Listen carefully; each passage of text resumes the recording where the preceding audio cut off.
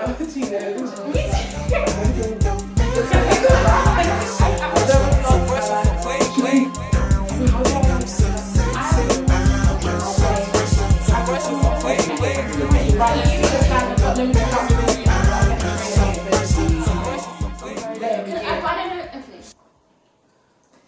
guys, welcome back to ACS Vlogs. My name is Taiwo. I'm Yethra. I'm Georgie. I'm Ebebeji. And I'm Tony. And today, we've got a freshers Q&A video for you. So these questions are based off questions we've got from social media, but also from our incoming freshers.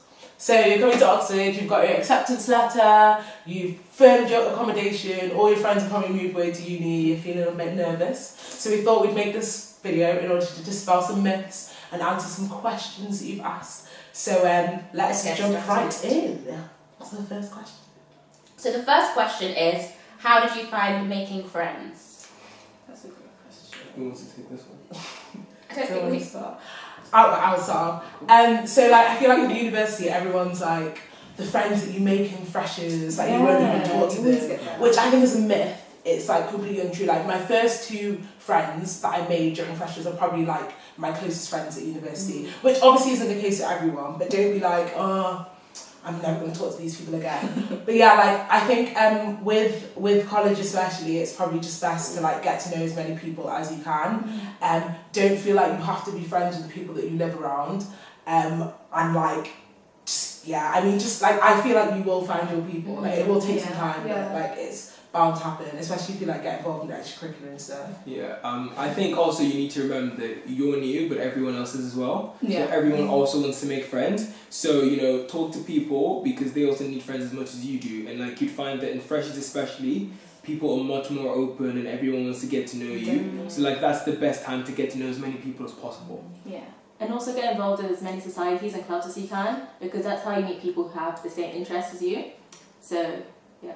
Also, contrary to popular belief, we do indeed have a freshers week, so that's a good time. That's a good time for you to meet quite a few different people. And also, what I suggest, like during when you're moving in, to keep your door open. So like you literally see. I remember my staircase. So many people were literally walking up and down, and that was a good time to like put my head out and be like, oh hello, hi, I'm here. I live below you, and just talking. So definitely, when you see a stranger, I'd advise you to talk to them. Yeah, I remember the first time I saw Bree, who was another black fresher at my college, and I think everyone else can relate, but when you see another black fresher, you're just like, melanin. That's The nod. Yeah. Yeah. And by the end of freshers, by 2 days into freshers week, you'll have rehearsed your introduction. Oh my God. Hi, my name is my colleges. Where are you from? I'm from. Yeah. And then you have to pause because you're like, what do you mean? What level of from? Yeah. Where are you from? I think it ends all the motherland. Oh my mother's womb, I don't know. So many questions. In freshers week, I started shaking people's hands, which I was shaking. Yes, I did. It's actually Like, it's actually so weird. Yeah. Like it became a part of me. I'd like introduce myself and I'd shake their hand, and I was like, what am I doing? Yeah, guys, everyone don't do that. I'm sorry. Don't be like Emily, basically. Don't take that advice. Yeah. That is so strange. Also, like you don't know people's hands have been true. As a minute, you should be thinking about that. So, someone else asks, how easy is it to self-cater? Interesting. So I feel like I can give an interesting perspective to this. So like, I lived in the oldest part of my college, but they've just like renovated it. But like obviously in like the 1600s or whatever, like I don't think people were doing like halls. Exactly. They were like self like kind of catering to that kind of extent. So we didn't have a kitchen in our staircase. So like I'd eat in hall, but I remember for the first term, like me and my friend would literally go to the kitchen and cook like by ourselves. So like most colleges, I think actually every college has their own JCR kitchen. So like what we used to do was like every lunch, every dinner time, like go to the JCR kitchen and then like have like cooking sessions together. So like in terms of there are provisions to cook. Depending on college, but I know some colleges like Keble, there's no like cooking facilities in the first year. But I think every college has a JCR kitchen, so you can theoretically cook if you want to. And like college food is not terrible either. Well, depending on college, Warden's food is good, but yeah. So like college food is okay. So if you only have to eat at college, you won't die basically. I think as you said, definitely varies from college to college. So my college had like quite a few kitchens sprinkled across. the college site. But like in first year, it was you like had to eat dinner in hall, so you prepaid for like a term's worth of dinners 6 times a week, which was like I found it a bit annoying because obviously I don't always want to eat at a set time. Sometimes I don't like what they're serving, and I want to cook for myself. And my mum had like bought me loads of pots and had like cooked me loads of food, and I was like, I want to eat this food. Honestly, keep serving me food. Yeah. So like in that respect, like I know there's some colleges where you don't have to pay for whole food unless you want to, but for me it was like largely catered and I couldn't really change that. But yeah, I guess like someone else jump in. I guess also with like the ease of actually self-catering, I think given like the schedules. And one thing I used to do a lot was maybe cook at the start of the week, so not like all my meals. Yeah, but like yeah. So like I'd make I would have done like the rice and like the chicken and stuff, and then things like maybe plantain, I'd fry that on the night. But if you come back from the library and you're really tired, you don't want to start cooking. So instead of like ordering out, which seems easier, just warm your food. So you should have because you're gonna be my chef. I did did not know this, but low key, that's actually what I used to do. Like I remember, like it was in my room if I'm revising, like watching a TV show, I'd like cut onions while I was there because like might as well food prep. So I definitely advise that. Okay, so the next question is, what is it like being a non-drinker at Oxford? Okay. Do you wanna? Am I taking this? Yeah, I think you and then people take it as well. So it's actually not as bad as people think, because people kind of think that university is a massive like alcohol fueled thing, which to an extent there is a culture of like drinking alcohol all the time. Well, not all the time. But I found it quite normal. Like no one ever pressured me to drink. No one ever pressured me like in any social situation to be like, why aren't you drinking or whatever. And there are other people who don't drink as well. It's just kind of like, because when people are going out and drinking, like you know who's going out and drinking, but you don't know who isn't drinking, if that makes sense. So it can kind of sometimes feel like you're the only one, but it's not true. There's more people, you'll be surprised, there's more people that don't drink than you expect. Yeah. But yeah, like, I think also like if people are pressuring you into drinking, like maybe like check that friendship. Yeah. Once you get, I feel like, especially once you get to a certain age, like, you can't be pressuring someone else to do something. True.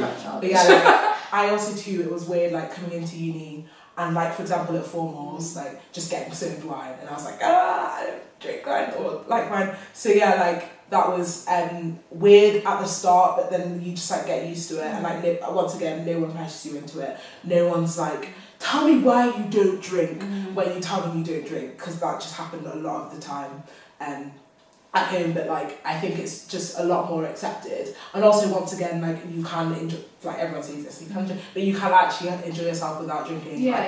It's just like on nights out you can go and not drink alcohol and still have a good time, and they have like non-drinking activities.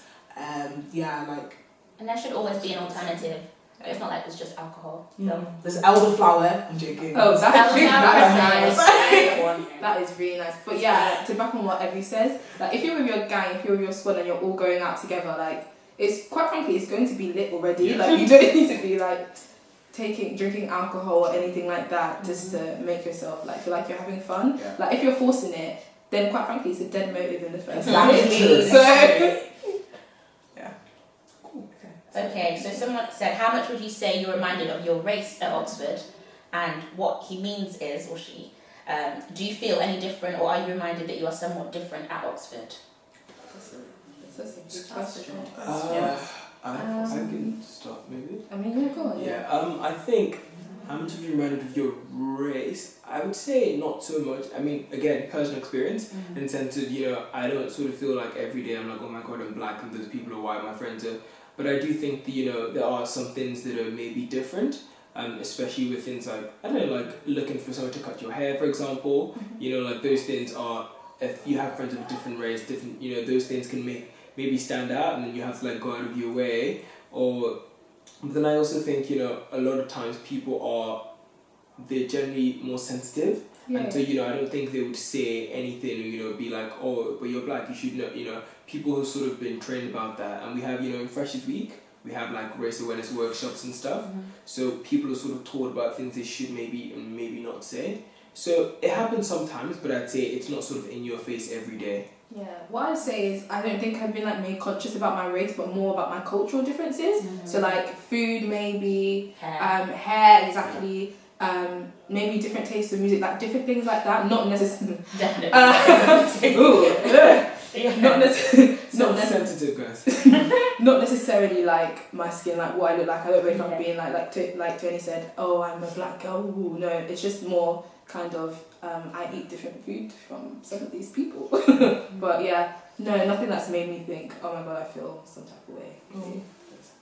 I think so I went to a largely white high school and like grew up in a largely white area, so coming to Oxford wasn't really a shock for me because I was essentially used to being a minority in most situations. So obviously like you're conscious of your race, but it's not like a consistent like on your mind kind of thing. And I think one thing for me that I really liked about I'm doing a bit of self-promo here, that I really liked about university, obviously that's different from here, is the fact that like there's organisations like ACS where you can like go and like meet other black people and you can like just like vibes together and like talk about what it's like being a black person in Oxford. Like I really, really like that, and I think it just like changes the experience 100%.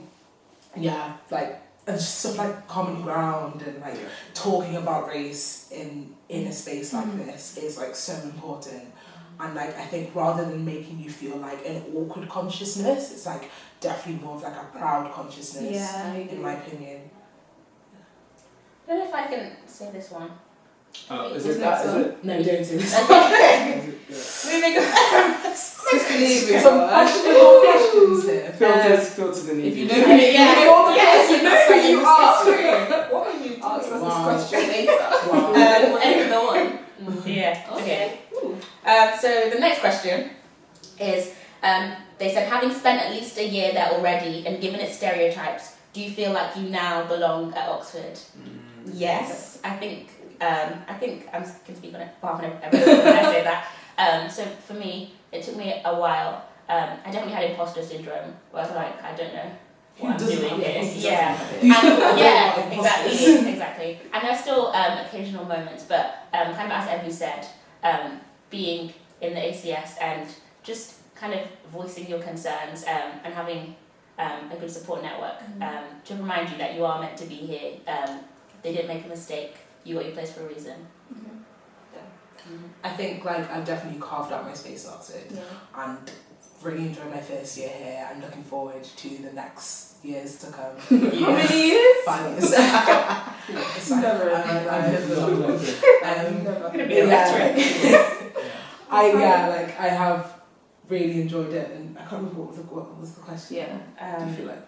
I feel like you now belong. Yeah, I definitely feel like I belong. Yeah, I agree too. Like I feel like for me it came to a point like later on in the year, like particularly like in Hillary's like second term and like final term, I was like, I just need to own my space. Exactly. Like I am here. Take up all of that space. Take up all the space. Like I deserve to be here. I own. Like I should own it. And that was it. The thing is, uni is really what you make it. Like you can have the best time in your life and you can have the worst time in your life.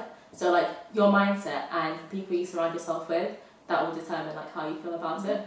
So yeah, believe that you deserve to be here and don't question it. You're here. And I think the thing is, I think there are about maybe 10,000 undergrads or whatever in Oxford, and I think it's that there's definitely a group of people out there for you. So I think that forget the stereotypes and what the general consensus is about Oxford. You can make it your own time at uni by finding people that are sort of like-minded, and then you'd feel like you belong at uni with those people as part of that group that accepts you. And I think that's quite important. And like once again, like there are literally so many opportunities in Oxford and like extracurricular things that you can get involved in, and a countless amount. So like you will literally, like no matter what, you will find a place where you feel comfortable. Okay, so in 3 words, you have to describe how you feel about coming to Oxford. Is that for us? In 3 words, describe how you felt about Okay, definitely nervous. Yeah. That has to be one. I was excited though. I was excited. A whole new world of possibilities. I was not excited. I'd say you optimistic. I was excited. I was like looking forward to Nervous move out. excitement. A whole new room. Yeah. no rules. I think I'd definitely say lost. Like I had no idea what it would be like. I had no expectations. I just didn't know what it would be like. So yeah, it was This is completely off topic, but I just wanted to talk about. It's something to do with. It was basically like kind of to do with like feeling lost and just like nervous. So like when like I got to Oxford, so I had this. I feel like everyone had this, but you always feel like you have to be like doing something or with people in order to be like you're like I'm at university and I have to be having the time of my life and I have to be productive or like literally with people having fun. So I was like times when I was like in my room like maybe not doing anything or not working, I'd be like I'd be like FOMO hearing people laughing outside. When they were laughing with them. Fear of missing out was so big. Like that. Like, it's so difficult, and I think that like that's a huge thing about university is that like people like document how much fun they're having, and you're like I need to be doing that, like, and like I think it's hard to like know when. Like I was talking about this with my friend, and you need to know when to like take your time off and like binge watching TV because that's like sleep. Maybe not binge watch, but like you just need time to yourself and like not doing anything because being with other people is exhausting. Like you don't realise how much it takes out of you, but it does, and like you need that time. So yeah, in the concept of like feeling lost, at some point I was like, I'm not socialising. I found it quite difficult because like naturally I'm quite introverted, so like going from just taking my own time or whatever to being around people 24/7, that was quite draining for me. But then I kind of got used to like enjoying being around people and also taking time out for myself and just being okay with doing both things. I think also, people talk about the Oxford bubble a lot. So coming from like a big city also, and then coming into this like fairly small place, it can feel suffocating at first because everyone is a student. Everyone seems to be like talking about the same thing. Everyone knows everyone, so it can be suffocating at first. But you kind of get over that. You realise that there's more to this city than the university, and so I definitely recommend that you like explore other parts of Oxford as well. Yeah, and I'd say especially for me because in Trinity term, I didn't have exams and a lot of other people did, and I think also no, I'm being serious, but like I think also there was this sort of like I felt, and people said this, that you have to be having fun, this is Trinity term, and I sort of felt like if I was maybe working or just wasn't out partying or whatever, I was wasting the term. And I guess I sort of also just had to realise that, it was fine to spend time with myself and it was good. Yeah. And I think, that you don't need to be having fun the same way everyone else is to be having fun. Like, if you're having fun by yourself, that's great, So you don't have to fit into this conventional idea of what fun is. Yeah, I agree. So it's like on to like what Tony said, like, I think for me, fear of missing out was so big in Freshers Week. And then I feel like as the term just went by, I realised time in Oxford is so precious. Yeah. I can't just be wasting time just to go in now just so no one like accuses of me being antisocial or being someone's like, oh no, I didn't see you here, you didn't go out, oh you're so boring. No, like stuff needs to get done. I need to sleep as well. Like time is precious. So literally I think it's more about being like smart with your time and like deciding the good nights to go out to. Like just because you went out every week but then like the club night was actually trash, to me quite frankly it doesn't mean anything. But if I've gone out like once a week and like that time I went out was lit, then quite frankly I've done it right, I've done it correctly. That's why I think I definitely didn't prioritise sleep as much as I should have, because it's like I can't Snapchat sleep, like I'm having I can't Snapchat sleep. I'm not enjoying myself. Obviously I didn't actually do that, I think I would say one thing also is sort of, especially compared to your other friends at other unis, it can feel like they're having a lot more fun. It can feel like, you're not having as much fun as they should. And that may be true, if we're being honest. It's fine. No, but I mean, like, we're not going to shoot because who knows, or, Oxford is different to a lot of other unis. And so I think, when you come to terms with that, it'd be fine because you know that you're not all in the same type of uni, so your experiences are going to be different. So you don't necessarily need to have the same amount or type of fun that they're having. I agree. Like for me, like my sister goes back to Nottingham, so like she was literally documenting her Midland raves, doing all this, and I was just receiving all of these snaps, and I was still at home at this point, and I was just like, I thought you were gonna say you had like your headscarf on right now. She was still sending me down when I still had my headscarf on. I'm in bed. literally like I'll be writing an essay, head stuff on. She send me the stats, be like, hi Ty. I'm like, literally. So there's time of it when you're thinking, wow, really? Everybody's having fun and this is the life I've chosen. But like, I feel like it's all relative at the It end sounds of the day. like we're like not having fun at all. No, but we are like We are. we will try and You will have fun. you will have for fun, sure. You will. 100%. This kind of links to what we were just talking about, but someone asked, how have you tackled workload? Good one. Organisation. Definitely. There have been times where, because I think like there's a myth that we all just like have on top of our lives all the time, which is it's just not true. Or you just staying on, you just doing work. That's not true. You kind of pick up good habits. You know what your strengths and weaknesses are. It is intense, but It's a learning experience. Yeah, I do. Yeah, like I'm still learning. Definitely. I think in first term, what I did was basically like I told myself, Tara, do absolutely everything. Basically, go out, do the most. So you know, like when second term, what your limits are. So like second term, like Trinity last term, I knew what my limits were. I knew how much I could do, how much I couldn't do. So like, I feel like that first term was really good for me in terms of like I was shattered, absolutely exhausted, but I knew what I could take and what I couldn't. And I feel like it's what I said, I think I might have said it before, about working smart. It's not about like spending all your hours doing something, it's like making sure that you do it efficiently. You don't need to be doing like 6 hours revision. Maybe that was like not really effective, but if you do 2 concentrated hours, like that is honestly more effective than anything. So that was the last question. Thank you to everyone who submitted them. Thank you for watching. We hope you enjoyed. If you want to ask us any more questions, just ours on Twitter or Instagram, Snapchat, Facebook, obviously YouTube, SoundCloud. If you want to send us a quick SoundCloud message, make sure you do. I don't know. Just making it rules. Don't forget to like, share, Share, subscribe. and subscribe. Down below. I've always wanted to do that. Everyone. Yeah, and to our incoming freshers, we look forward to seeing you in Freshers Week. ACS love, guys. Bye, friends. Bye. It's a wrap! We did that last. Hey Hey, guys. You didn't breathe. I did. You did it. Fine. Hey guys. Welcome. I was unlocking the phone. I'm so sorry. Hey guys. Welcome back. You know you did something. Let's bring it together. Hey guys. Hey guys. I didn't breathe. I actually did not breathe. Hey guys. Welcome back to. Oh no. Hey guys. Hey guys. Hey guys. Hey guys. Hey guys. Hey guys.